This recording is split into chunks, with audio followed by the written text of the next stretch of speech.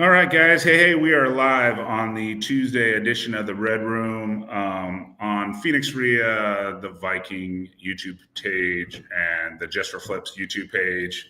So if you're watching, obviously, like, subscribe, tell your friends about us. Um, Quick commercial.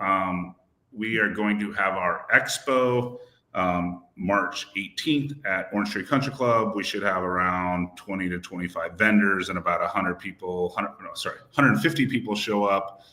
We got multiple panels. We kind of have a fix and flip panel, which Tracy and Luke will be on.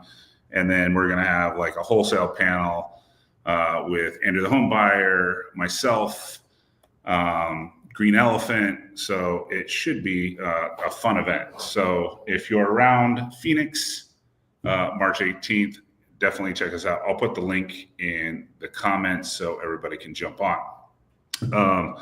Little update on inventory. It's kind of just stagnant. January home sales were down compared to like the last 5 Januaries. So if you watch any of my social media, I kind of put out, there was a big kind of run from stocks last Friday. 2 things came out.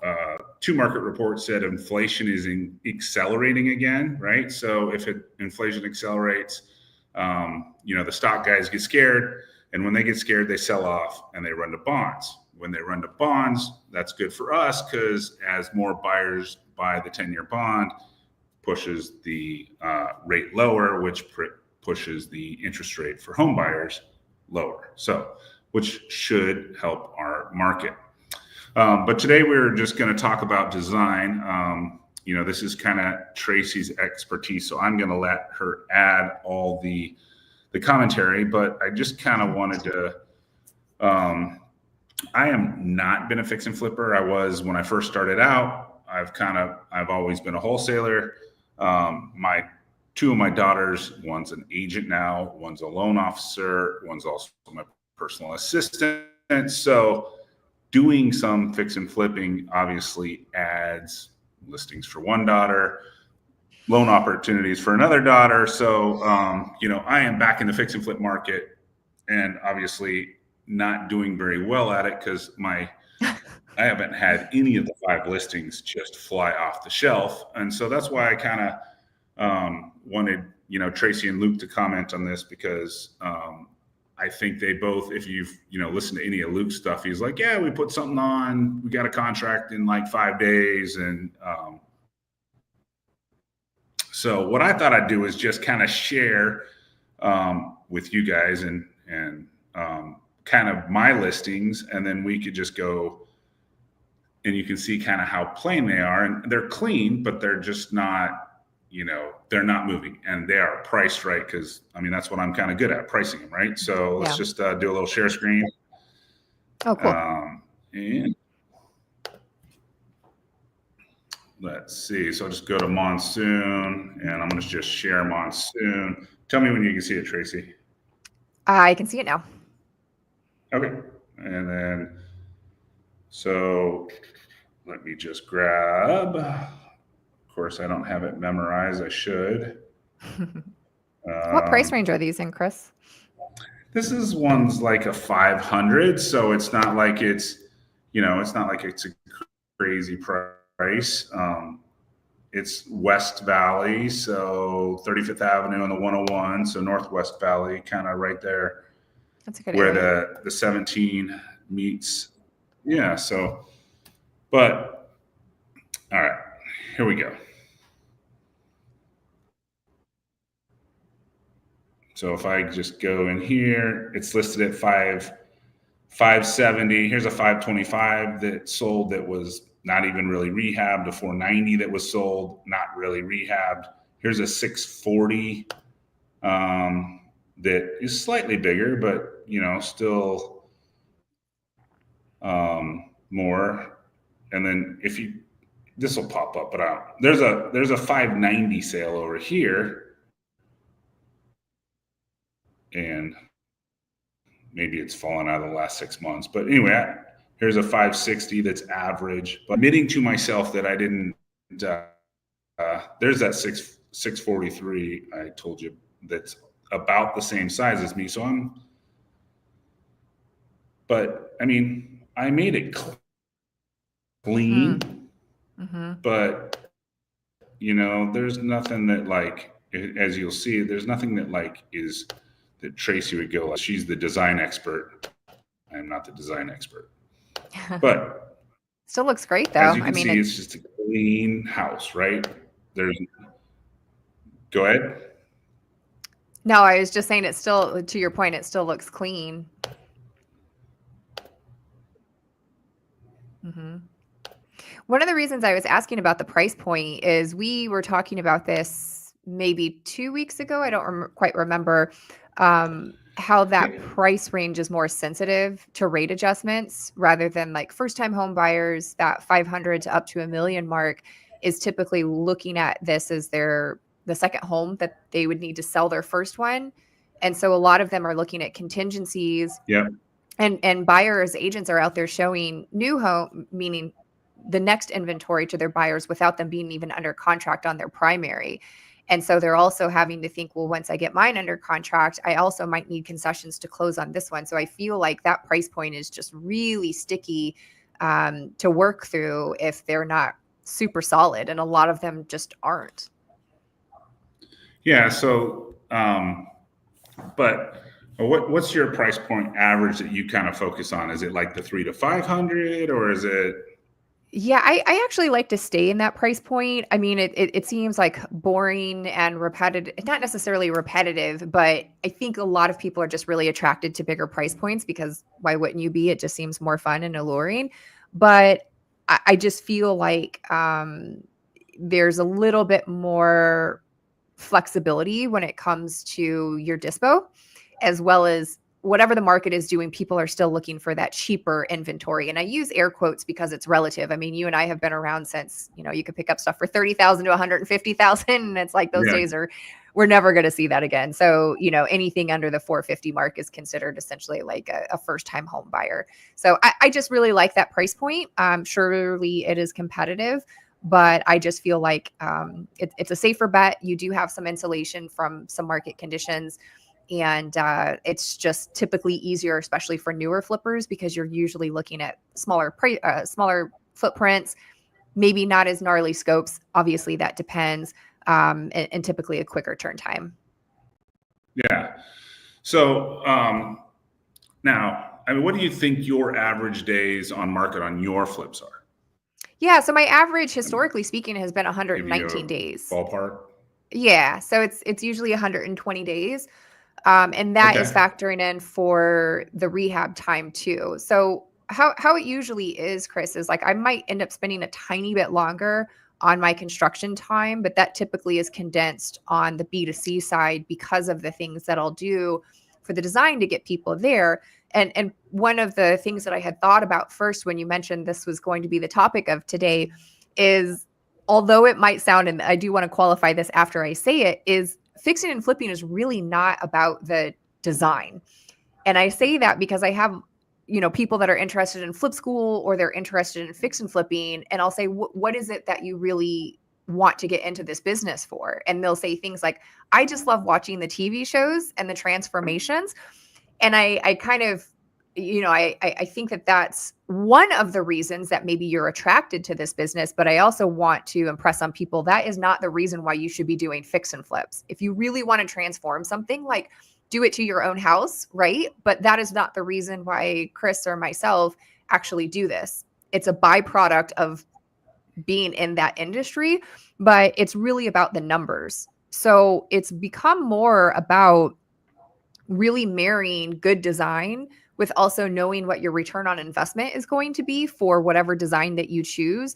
And then also looking at what the buyer's expectations are for that area and what is the ROI going to be for what you do.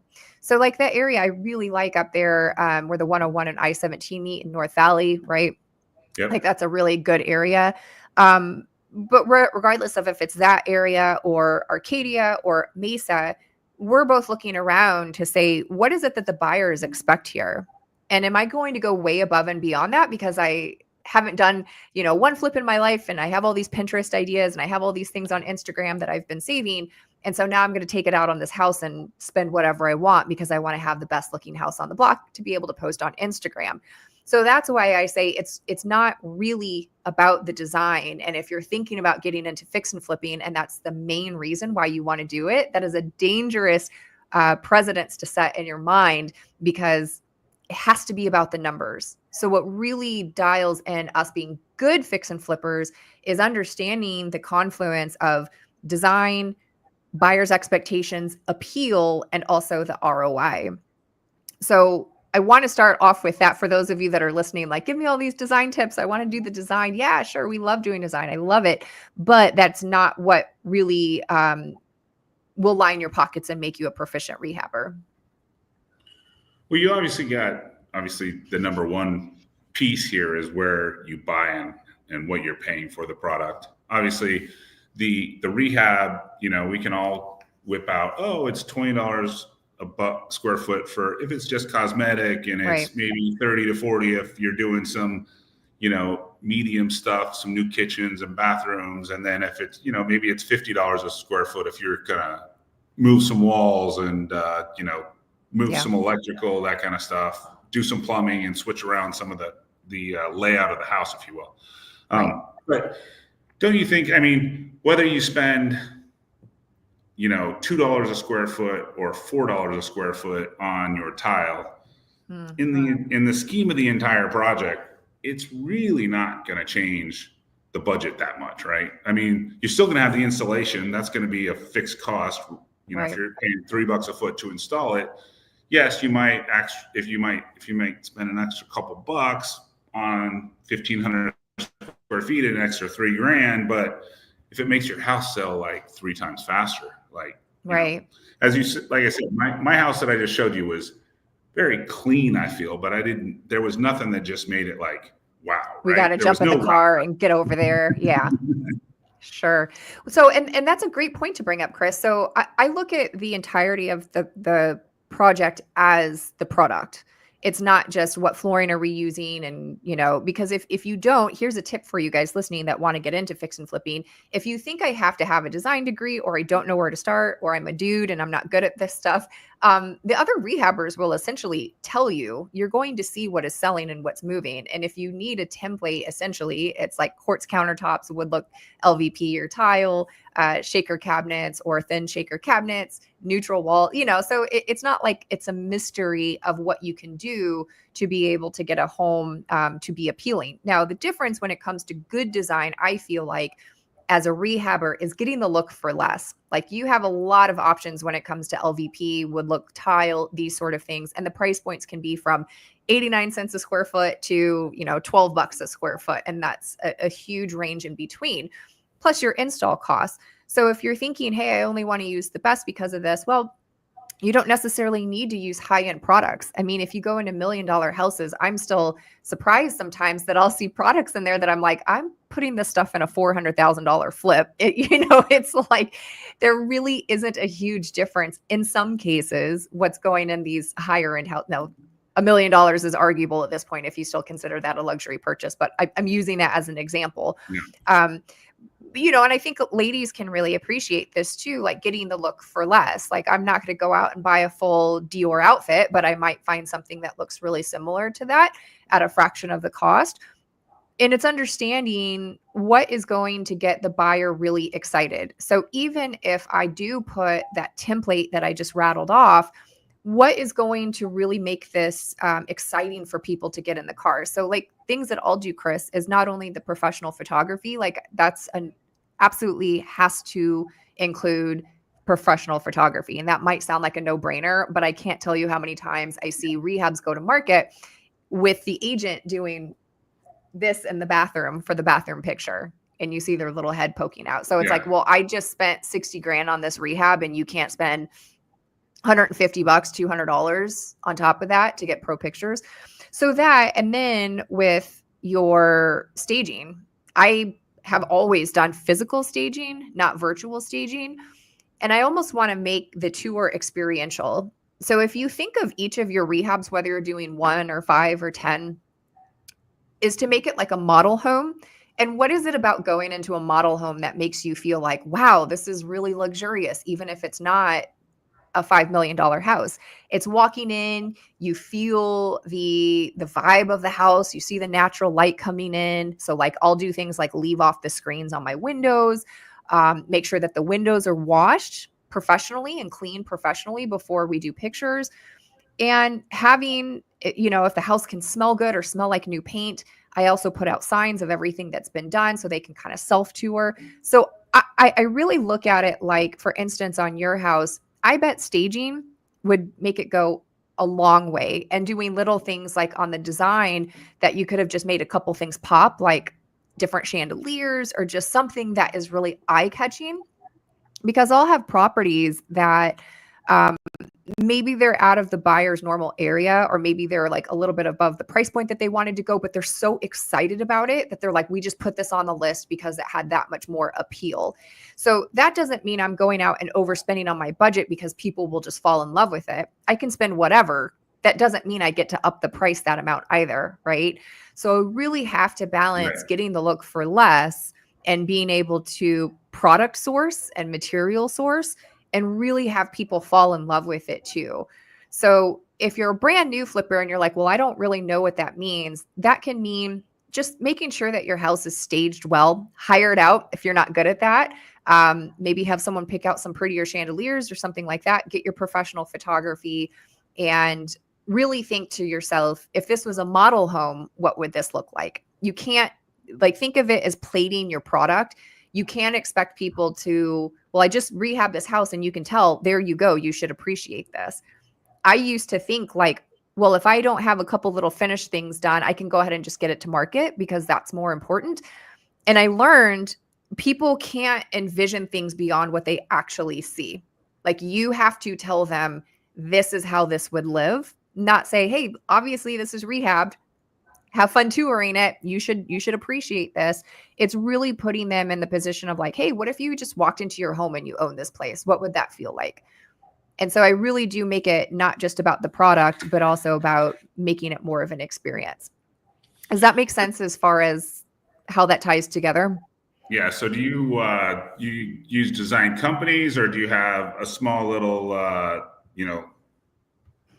storage unit that you just do all this yourself? Because I know you're not doing like a massive amount. You're not like Sure. flipping 60 homes a year, but I know Yeah. you're always got a couple projects going. So like, Right. have you priced it out? Like, hey, do I buy my furniture or do I just call the local staging company? Yeah, so I will rent the bulky furniture.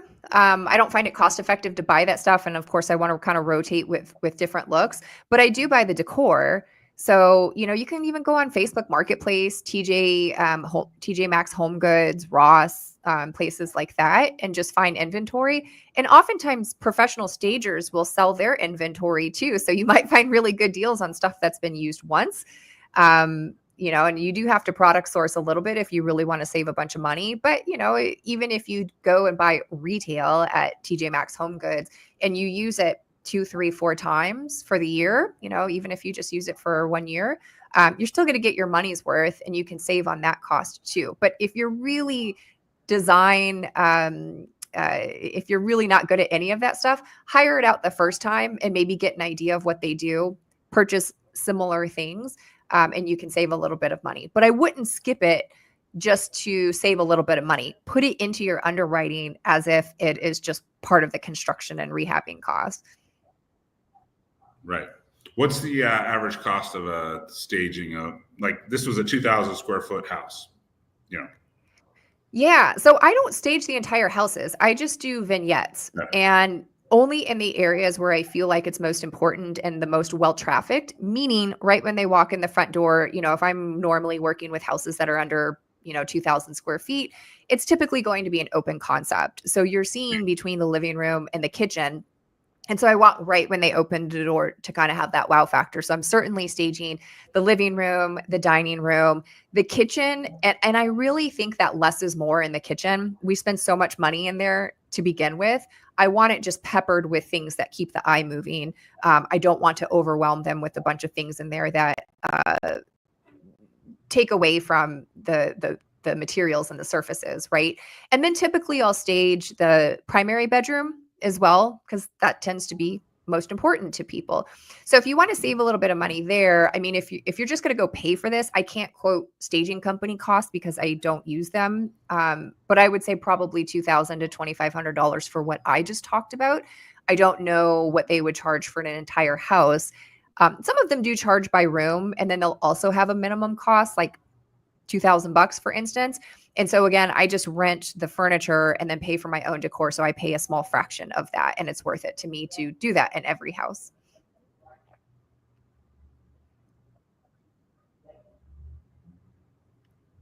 You still there?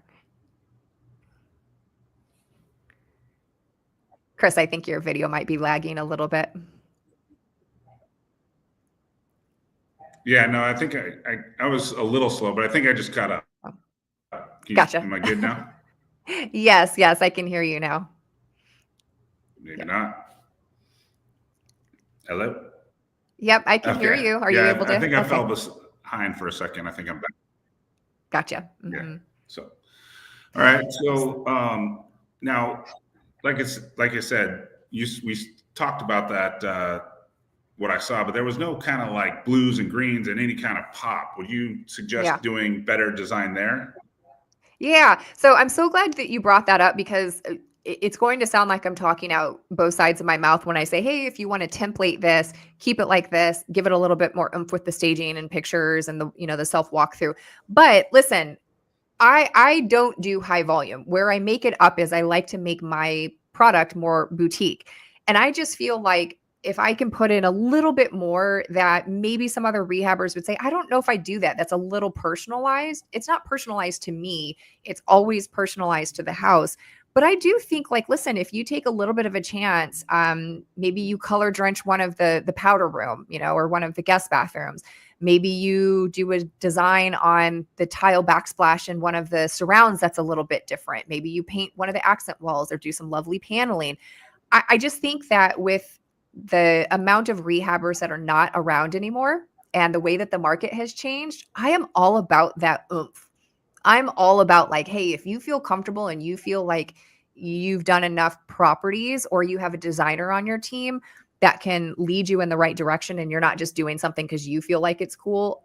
I really think that people appreciate something thoughtfully executed that is just different and goes with the house and has that little bit of something extra special that's not just according to that menu of items that we talked about before. So I just want to reiterate, like, if you don't know what you're doing and this is your first rehab, you can look at that template and execute on that, and you'll probably be just fine. But if you're more experienced or you have a really good designer on your team, I really think that you should lay into it, do something a little bit different. People, are really trying to afford these houses. And if you can do something that really draws them in and gets them excited, and that's by upping your design with very little cost, but just doing something a little bit better, I'm all for it.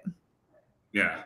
So my favorite thing to do is, when I would flip before, was, just go days on market, looked at anything that sold under less than 30 and basically copycat them, right? That was kind of like, that was kind of my like, hey, I'm not a designer, but let me go see what somebody else just paid. And especially if they got something within 30 days and they got, at certain times that we've had in this market, over asking, or, now it would be, let's just say they got it done in 30 days and they got close to asking or asking, that would be a win. Right. So, and then obviously if you saw anything where they got over asking, that's an A++, but, once again, I'm just, used to being a flipper, and I'm re-entering the flipping stage. And I sent my guys that I've known, just me being too lazy or to go to Home Depot or do any kind of that research before. I'm just like, make it neutral, make it pretty, get it clean. It'll sell because I'm going to price it right. Well, clearly that's not the case. Maybe you need a new GC designer. Just saying. So I just thought it was an important topic to jump on here today, because, me being in this business 25 years, still realizing, like, hey, you need to dial this back in a little bit there, because, you have, I just got rid of one. It was a 55 plus. I got rid of another one that was a 55 plus. Now, I bought some 55 pluses that were really discounted, thinking that, hey, my 55 pluses aren't going to be, have as much volatility in the election year and the rising interest rates, because a lot of them are cash buyers, right? And as a matter of fact, both of my 55 pluses did sell to cash buyers. They just didn't sell in the time frame I wanted them. They drug on a little bit longer than I expected. So once again, I'm just saying, well, there were other sales and yours didn't sell, so clearly you picked the wrong material. Yeah. Yeah. And it can be a little disorienting if you're used to things just going up and up and up. I mean, you've been in this industry long enough, Right. But that being said, I think people really need to be compelled to get off the couch now. It's like 7% interest rate is not inexpensive as home prices continue to rise, and buyers have understood that they're going to live with this for a long time. Yeah, they might fluctuate between 6.5% and 7%. No one can time that exactly. So it's like, as more inventory comes to the market, there's less rehabbers out there, which means I think people are upping their game to be dialed in, like you just said. We're not necessarily competing with each other. We're competing with the things that are happening in the market, right? Alongside the other inventory that's available. So you really just have to, like I do this in Flip School, where we have a go-to-market strategy, and there's a checklist of everything that's required to be included, which is some of the things that I just mentioned. So it's like plating your product, making sure that, everything is dialed in, and you're checking everything 3 times before you actually go to market. But, even if it's not like the perfect tile flooring, for instance, or like you're saying, the perfect flooring, I think you really do have to be mindful of what's going in. Obviously the appeal, or obviously the ROI, but really the appeal, and then plating everything together before it goes to market. Right. Mm-hmm. Well, I think that I'm still sticking to my opinion that your design strategies are probably better than mine. Obviously, you heard it here. Her staging the property is obviously a big thing that I probably missed, and I hadn't. My 55 and older is maybe if I would have staged them, maybe that would have been the problem solver on those particular ones as well. Like I said, I did get them sold. I just have, once again, I'm getting 2 to 3 showings on this one a week, so I'm admitting that I'm missing the mark, right? I'm just like, hey, with 2 to 3 showings a weekend, I probably, I'm only about 45 days on market, but I still kind of think that, hey, if I'm priced right, I should have gotten some movement, but maybe it was the staging that I missed on this piece. So yeah, I think it's just, it's intrinsic for us to feel more compelled to put in an offer or buy something when we feel emotionally attached to it. And so that's why I keep trying to hit home about making the walkthrough more experiential for people. If I could have music coming through, like I'll leave a radio on or something, but if I could have music going and scent each of my houses, like, you go into, Vegas, a hotel or a boutique, clothier that you like, and they have a certain smell. Like if I could do that to my properties, I would do that. Maybe I will, but I really just want to make it more experiential. So it's really, it's a lot of things, right? It's not just the countertops and flooring that we're picking out. It really is about putting it all together in such a way that people are like, 7% interest rates, whatever. I've looked at a bunch of other houses. This is the one. I have to have this. So distinguishing what it is that pulls them over the mark can really just be more about the feeling of it and not just the numerics. Yeah. Well, Tracy, I appreciate all the advice for all those flippers. And by the way, I'm the wholesaler. If you are interested in joining or at least discussing with Tracy her flip school, you can reach out to her. Her Instagram handle is right there. And once again, if you like us, if you think we know what we're talking about, follow, subscribe, share, all those fun things. And Omar, I see I don't have the link on me, so I will copy it and paste it into this podcast as soon as I hop off. And once again, it is March 18th. Like I said, we have 2 separate panels. 150 people, so great networking. I built my entire business on networking before this cool podcast and social media and all that fun stuff. I was literally the guy that just went out and networked. And if you know me, I'm not a shy guy. So if I can network, you guys can network. So, and then, like I said, if you want flip school or any kind of school for fixing and flipping, Tracy is the master at that in the Phoenix area. But you probably do it virtually too, right? So I should. Yeah, and I'll be at the expo on March, so I'm really looking forward to connecting with people more there. So if we don't see each other before then come out to the expo, and I'll be there too. And I'm getting better at this podcasting stuff. We actually got some good guests coming up. We got Jamil coming on. He's really pushing his co-living, so he's going to come talk about co-living.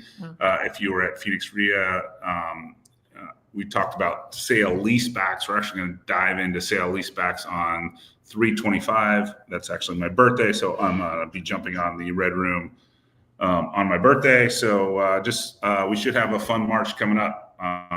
So appreciate you watching, and we'll see you next week.